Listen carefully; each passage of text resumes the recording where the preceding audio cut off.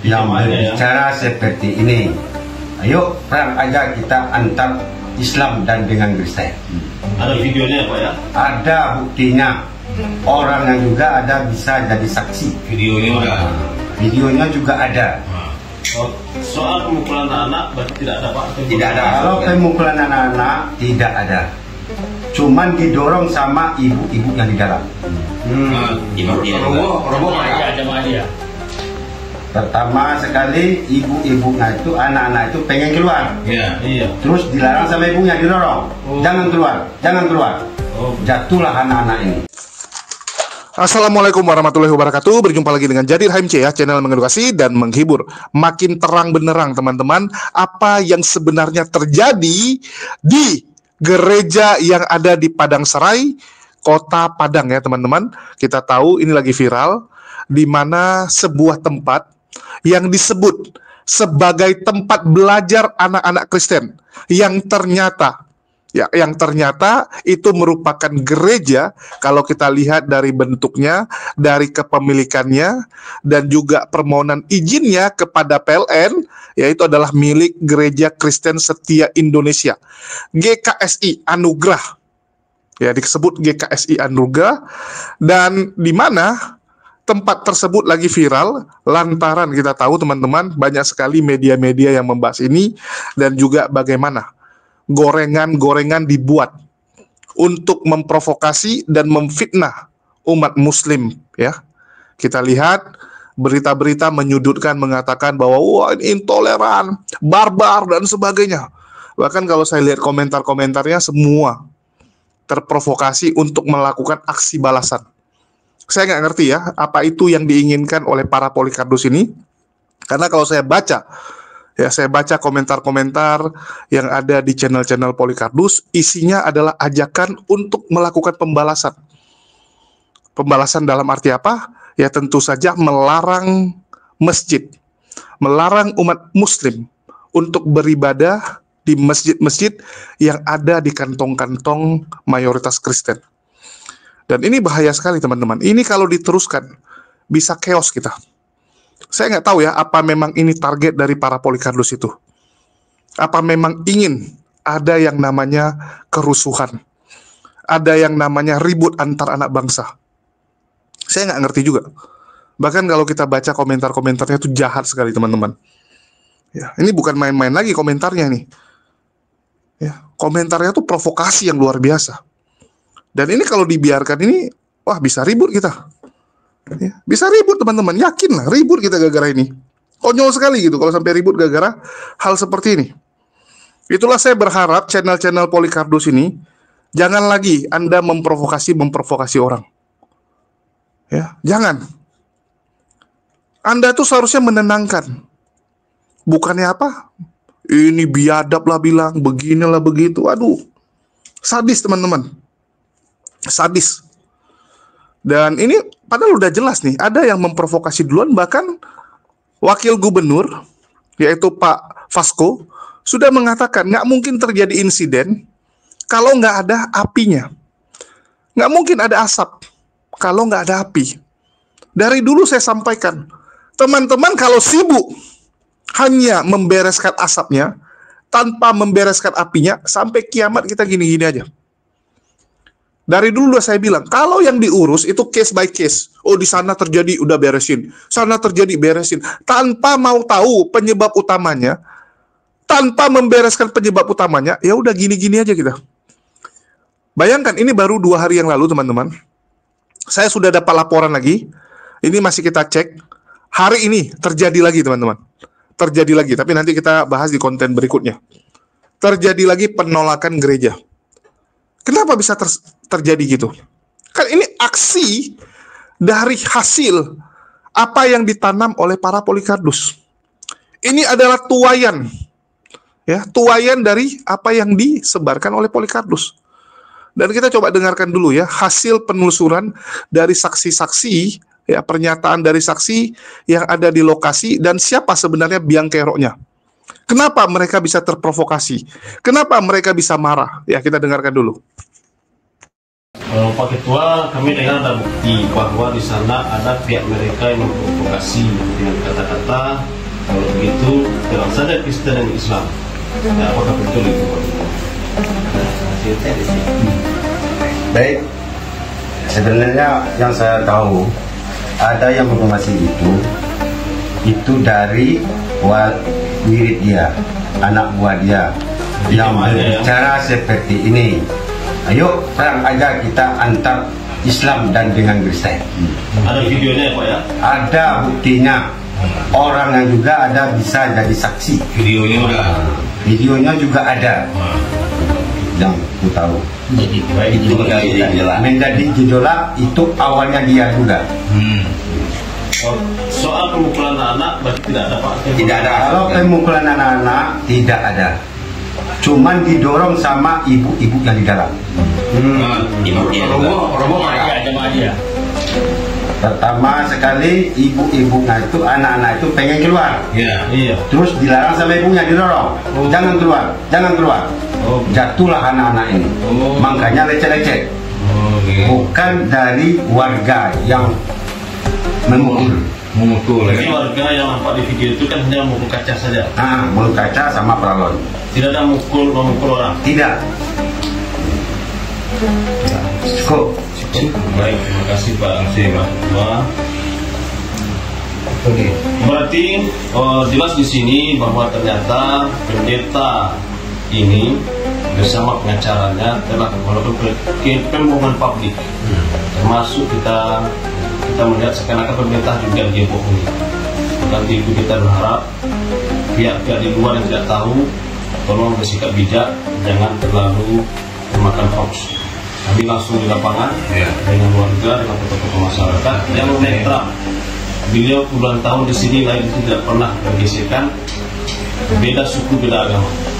Dan kita berharap warga yang tertahan itu adalah pekerja harian atau pekerja kasar, buruh lepas. Hari ini keluarganya sedang butuh makan, kebutuhan harian karena buruh lepas, pekerja pencari pasir. Ibarat Bapak dari kepolisian kami dukung ya, selesaikan dengan baik secepatnya dan tolong bebaskan saudara-saudara kami, karena juga tidak menimbulkan ketidaknyamanan bagi masyarakat. Kasihan tadi kita dengar dari masyarakat sudah terlantana untuk keluarga yang ditinggalkan oleh keluarganya karena di penjara 5 orang tinggal. Karena itu kita berharap tolong ini disikapi secara adil dan bebaskan segera saudara kami yang ada di penjara. Dan kepada siapapun orang Minang di luar, tolong berpikir jernih. Tidak ada orang Minang yang bersikap kasar, intoleran. Tidak ada itu. Itu murni karena provokasi dari pihak jemaat gereja Daji tadi. Bukan itu, bagi orang-orang yang di luar sana, tolong bantu keluarga kita yang hari ini masih di penjara di luar. Bantu dengan dana, dengan doa, dan bantu dengan hukum siapa yang bisa. Terima kasih. Assalamualaikum warahmatullahi wabarakatuh. Jadi jelas ya, ada yang duluan memprovokasi teman-teman. Ada yang duluan mengajak ribut umat muslim. Dan kalian tahu tipikal muslim, pantang ditantang apalagi tentang agamanya. Nyawa pun dipertaruhkan. Kalau kalian hina dirinya, ya, hina keluarganya, mungkin masih bisa tahan. Mungkin masih bisa umat muslim bersabar. Tapi kalau udah agamanya yang dihina, ditantang, pantang teman-teman. Pantang sekali. Apalagi, mohon maaf teman-teman ya, bukannya mau rasis. Apalagi mereka dianggap ditantang oleh pendatang kan gitu. Ini tanah mereka, mereka orang pribumi sana. Tiba-tiba ada orang dari luar yang bukan warga sana melakukan hal yang tidak sesuai, terus nantang-nantangin orang. Ini kan kacau. Betul nggak? Jelas pendetanya, jemaatnya bukan warga sana.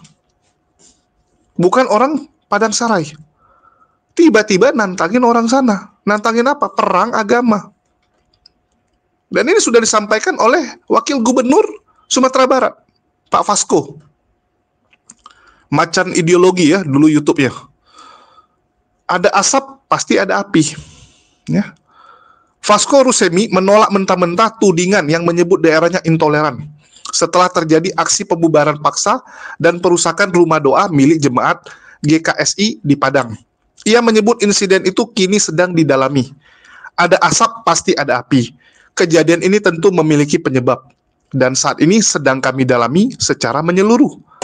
Peristiwa seperti ini harus kita sikapi secara berimbang. Ya, berimbang teman-teman. Kita bukan minta harus berat atau mendukung Islam. Enggak. Kita enggak minta seperti itu, tapi kita minta keadilan. Beritakanlah sesuai apa adanya, apa yang terjadi. Di era digital ini, informasi menyebar dengan sangat cepat dan mudah membentuk persepsi seolah-olah Sumatera Barat adalah daerah yang intoleran. Itu tidak benar, kata Vasco dalam keterangan kepada wartawan. Bagaimanapun juga, saya tidak membenarkan adanya kekerasan dan intimidasi dalam bentuk apapun. Kami sedang berupaya memahami akar persoalan yang muncul ke permukaan publik, tambah Wakil Gubernur Vasco. Menurut Vasco, Sumatera Barat adalah rumah bagi seluruh anak bangsa sehingga harus dirawat bersama dengan semangat cinta kasih, saling menghormati, dan menciptakan rasa aman bagi semua. Sumatera Barat daerah yang menjunjung tinggi nilai-nilai kearifan lokal, toleransi, dan kehidupan beragama yang damai. Oleh karena itu, tindakan kekerasan dan atau intoleransi dalam bentuk apapun tidak dapat dibenarkan dan sama sekali tidak mencerminkan nilai-nilai masyarakat Minangkabau yang berlandaskan prinsip adat Basandi syarat Basandi Kitabulah. Saya telah berkoordinasi dengan Kapolda agar kejadian ini diusut secara menyeluruh, transparan, dan adil ya. Ini yang paling penting teman-teman. Harus menyeluruh, transparan, dan wajib adil. Kita semua berharap para pelaku diproses secara hukum yang berlaku demi keadilan bagi korban. Serta pencegahan agar peristiwa serupa tidak terulang di masa mendatang. Nah, ini yang paling penting. Apa pencegahannya supaya tidak terjadi lagi? Supaya jangan setiap hari yang kita bahas gini-ginian terus teman-teman. Capek. Ya. Sebelumnya diberitakan puluhan warga menggeruduk sebuah rumah yang dijadikan sebagai rumah doa bagi jemaat Kristen di RT 03 RW 09 Kelurahan Padang Sarai, Kecamatan Koto Tengah, Padang, Kota Padang, Sumatera Barat. Aksi tersebut diwarnai perusakan. Warga mendatangi rumah yang sedang berisi banyak orang, mulai dari dewasa hingga anak-anak ya. Jadi jelas teman-teman, di dalam itu bukan hanya anak-anak, tapi juga banyak orang dewasa. Jadi kalau dibilang itu tempat sekolah atau tempat belajar untuk anak-anak Kristen, salah ya. Karena banyak orang dewasanya juga, dan kita lihat di video banyak orang dewasa. Mereka diketahui adalah jemaat gereja Kristen Setia Indonesia yang merupakan bagian dari Kristen Protestan. Ya, mereka adalah jemaat GKSI yang notabene tidak punya gereja di situ. Di wilayah itu nggak ada gerejanya. Jadi kalau mereka bilang itu bukan gereja, mungkin secara legal, ya secara data Anda nggak bilang itu gereja. Tapi peruntukannya dipakai semestinya gereja. Saya udah bilang ya, kayak contoh, misalnya saya jadikan rumah saya tempat makan. Saya jual makanan di rumah saya taruh meja-meja, supaya orang datang bisa makan. Ini tempat makan atau bukan, saya tanya. Saya nggak daftar ini jadi restoran, saya nggak daftar ini jadi kafe. Tapi orang datang banyak untuk makan di tempat saya, dan saya sediakan meja. Fair nggak kalau saya bilang itu bukan tempat makan? Nggak fair kan? Dan itu terjadi, orang untuk mengakali pajak, kadang buat seperti itu, rumahnya disulap jadi tempat makan. Ini juga sama, rumah pribadi disulap jadi gereja. Dan sekali lagi, saya katakan ini gereja, kenapa? Karena ciri-ciri gereja ada pada tempat ini. Ada pada rumah ini. Nanti kita akan bahas. Masa yang datang membawa balok kayu, langsung membubarkan aktivitas jemaat. Aksi warga itu spontan membuat kaget para jemaat. Jemaat pun langsung berlarian. Sementara anak-anak tampak menangis histeris. Kini kasus tersebut telah ditangani aparat kepolisian, sebanyak 9 orang terduga pelaku diamankan. Sementara itu, warga RW 09 Kelurahan Padang Sarai, Kecamatan Koto Tengah, Sumatera Barat membeberkan hal yang memicu insiden itu terjadi. Ketua Pemuda RW setempat, Yen Danir, mengatakan warga terpancing karena provokasi dari pihak jemaat dengan narasi mengajak perang antar agama. Saat berada di sana, para pemuda kami mendengarkan sesuatu dari warga Nias, dalam kurung jemaat, katanya perang saja kita, Islam dengan Kristen, di sanalah pemicunya. Kami tidak ada niat untuk ribut, cuma karena terpancing itu, kata Danir kepada Detik Sumut Selasa. Menurutnya, kedatangan warga ke rumah yang sedang banyak orang itu bertujuan untuk klarifikasi kepada pemilik rumah yang juga seorang pendeta. Selama ini oleh warga sekitar, rumah berbentuk kontrakan yang berada di Jalan Teratai Indah RT 02 RW 09, Kelurahan Padang Serai itu hanyalah rumah singgah. Kami tahunya itu rumah singgah, tapi ternyata sudah berubah fungsi menjadi tempat ibadah. Dan warga pun tahu karena PLN. Dari keterangan PLN ya yang menanyakan di mana gereja ya, di mana gereja GSKI, sehingga warga tanya, loh nggak ada gereja GSKI di sini. Ini alamatnya ada, dibilang sama PLN kan. Ini alamatnya. Loh, itu kan rumah kontrakan. Begitu dicek, ternyata rumah kontrakan tersebut sudah berubah jadi apa teman-teman? Jadi seperti ini. Kita fair-fairan aja lah. Coba saya tanya teman-teman, ya terutama Kristen yang awam, yang masih bisa berpikir dengan benar-benar lah ya, tanpa subjektif, tanpa tendensi. Kalian kalau lihat ada mimbar, kursi baris ini sekolah minggu, sekolah untuk anak-anak, atau sedang ada ibadah, atau tempat ibadah nih teman-teman. Kalau penuh orang duduk gini, terus ada yang khotbah di tengah. Ini kegiatan gereja atau untuk sekolah anak-anak. Fair-fairan aja lah. Kan begitu. Jadi setelah dilihat, loh ini kok gereja gitu, ditanyain malah ada yang memprovokasi. Ada yang memprovokasi. Bahkan sudah disampaikan ya, bahwa ini provokasi yang sangat nyata. Kita bisa lihat bagaimana channel-channel sebelah, wah biadab. Ya, ini bahkan Kompas teman-teman, berita nasional. Kalau kita baca komentar-komentarnya, nih. Kalau orang Islam lagi sholat Jumat, dibubarkan orang Kristen, bisa nggak disebut salah paham? Sesama penjahat harus saling melindungi ya. Jadi mereka bilang Menteri Agama penjahat. Kami orang Nias, wah ini ngeri nih teman-teman. Kami orang Nias tidak pernah gentar dengan siapapun juga. Petrus Mendrova. Itu di Nias banyak orang Padang di kota Gunung Sitoli. Jualan buku, toko, dan bernomisili di situ. Dan sudah puluhan tahun mereka hidup di Nias dan mereka aman. Tapi kejadian di Padang ini membuat kami orang Nias kurang senang. Bagaimana kalau hal yang sama kami lakukan sama orang Minang yang ada di Nias ya. Jadi ada upaya ingin membalas nih. Itu lebih bagus. Bro, biar mereka tahu mereka itu tinggal di mana. Salah paham terus. Menteri Agama itu semua untuk semua agama, bukan hanya Islam. Menteri Agama kapan turun langsung ke lapangan menegakkan keadilan? Gas Mado sudah kelewatan, itu perilaku Islam. Ya, nih. Apa salahnya sekali-kali digas juga bang? Digas ya. Nih, kan isinya provokasi-provokasi semua nih teman-teman. Ini bahaya ini. Ini bahaya sekali kalau diteruskan seperti ini, dan kita berharap harusnya orang-orang yang punya channel, orang-orang yang didengarkan, itu harusnya malah menenangkan masyarakat, bukannya malah menambah provokasi, menambah kisruh. Kan begitu. Udah disampaikan. Awal mulanya, apinya itu, penyebabnya itu adalah provokasi yang mengajak perang. Dan yang pasti tidak ada pemukulan anak-anak. Jadi kalau dituduh ada 2 anak yang terluka, anak itu terluka gara-gara ibunya yang dorong-dorong. Ya, ibunya dorong-dorong. Orang nonton konser saja kadang-kadang bisa terluka. Orang nonton sepak bola kadang-kadang kalau lagi rame-rame kedorong-dorong bisa terluka. Apakah yang konser itu yang salah? Artisnya yang salah? Tim sepak bolanya yang salah? Kan begitu. Ibu-ibunya yang nggak pingin anaknya keluar karena mungkin mereka merasa wah lebih aman di dalam gitu kan. Wah di luar rame. Anak-anaknya mau lari keluar, dicegat sama ibunya. Ditahan di dalam, terjadi dorong-dorong. Jatuh. Kalau dipukul pasti kan beda teman-teman. Kalau dipukul tuh biru teman-teman. Ya, kalau dipukul itu nampak lah bekas pukul sama bekas jatuh kayak gitu. 2 hal yang berbeda sekali. Ada tim forensik bisa divisum untuk dicek ya lukanya karena apa. Dan masyarakat di sana juga sudah mengatakan dengan terang benderang dan berani ya. Kalau saya bilang udah diumumkan di medsos ini kan artinya berani dipertanggungjawabkan. Orang kalau udah bilang di medsos itu udah siap dengan segala konsekuensinya. Mereka sudah mengatakan bahwa ini terjadi provokasi. Ada saksinya, ada semuanya. Karena itu rame ya, rame. Kecuali nggak ada yang dengar. Kecuali si A yang bilang, oh tadi saya dengar, si siapa tuh ngomongnya begini-begini. Dia yang memprovokasi orang. Nah, itu oke. Dia yang salah. Tapi ini orang rame lagi di tempat kejadian mendengarkan provokasi itu secara bersamaan.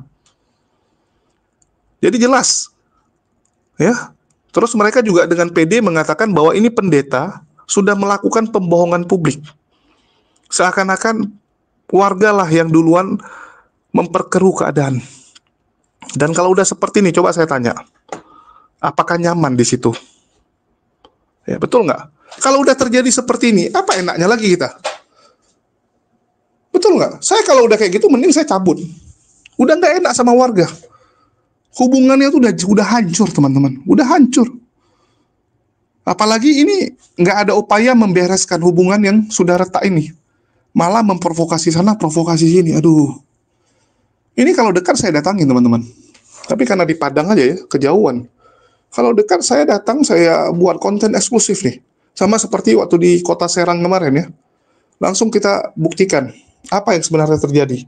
Dan memang ada upaya secara sistematis dan terstruktur di seluruh Indonesia ini, upaya untuk memprovokasi umat muslim. Dan saya udah lihat dari tahun lalu nih, gejolak-gejolaknya nih umat muslim diadu domba sesama muslim. Ya dibikin, ada radikal, ada intoleran, ya, ada yang moderat, bla bla bla bla. Disewa buzzer-buzzer. Bayangkan buzzer-buzzer yang biasanya bahas politik, tiba-tiba bahas agama. Itu aja udah tanda tanya. Buzzer, teman-teman, itu bergerak kalau dibayar. Kita tahu bagaimana Cokro TV, lewat Ade Armando dan sebagainya. Mereka buzzer, dan itu mereka akui kan, mereka buzzer. Buzzer itu apa? Buzzer itu tergantung siapa yang bayar. Kamu bayar, dia akan ikut kamu. Dia akan beritakan yang bagus kamu. Dia akan serang lawan kamu.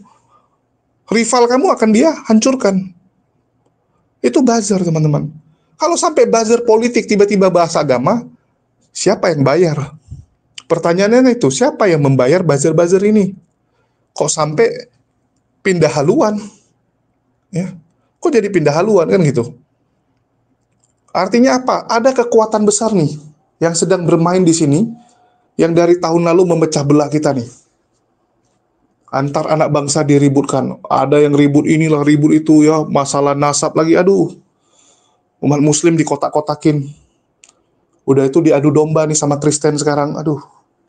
Kan lagi dilaga nih, antara Kristen, antar suku, wah semua dilaga. Ini kalau nggak diselesaikan dengan kepala dingin, bisa ribut kita, teman-teman. Itulah saya mengatakan dari dulu, teman-teman muslim tolong, ya, tolong jangan gampang terprovokasi. Kalau memang tidak sesuai aturan, laporkan kepada pihak penegak hukum. Jangan pernah kita yang duluan main tangan. Apapun ceritanya, siapa yang duluan main tangan, dia yang salah. Dia yang salah. Ya. Mereka boleh memprovokasi kita, tapi ingat teman-teman, ini pertarungan maraton. Nggak perlu kalian harus cepat-cepat selesaikan. Nggak bisa, teman-teman. Serahkan kepada pihak penegak hukum.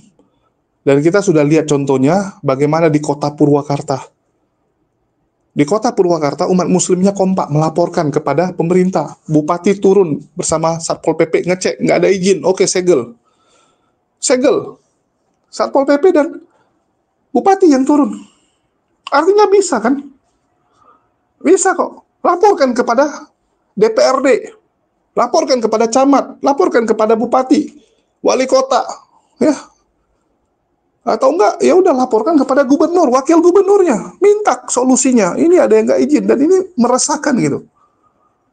Kalau nggak ada izin ini kan meresahkan itu. Sekali lagi ya, bukan ibadahnya. Kalau ibadahnya ada izin, nggak ada masalah, ya itu nggak ada masalah, fine-fine saja.